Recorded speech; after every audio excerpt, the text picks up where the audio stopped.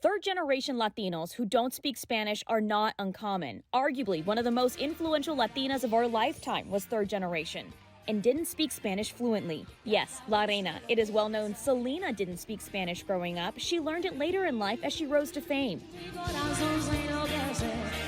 Other third-generation Latinos who don't fluently speak Spanish, a pair of prominent political figures, the Castro brothers. Congressman Joaquin Castro says his grandmother spoke mainly Spanish, but he says after his parents were punished for speaking Spanish at school, he and his brother, former San Antonio mayor and presidential candidate Julian Castro, were taught English. It was beaten out of a generation of people. And also, if you look over the years at other immigrant groups, whether it was Italians or Germans or French, whoever, over time, there's a loss of language. Norma Ochoa is 70 years old. Her first language was Spanish.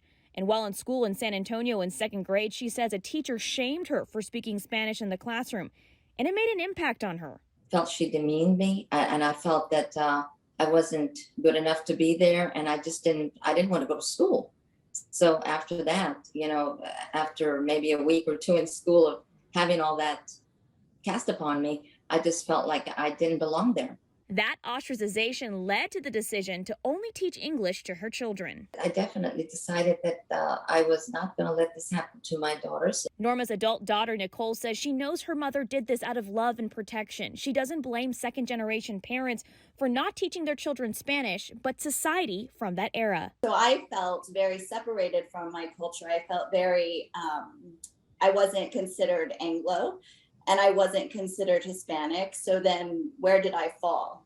Castro says just because a Latina or Latino doesn't speak Spanish, it doesn't make them any less Hispanic. He says there are so many different ways to embrace your roots. There's so much more to the culture than just the language.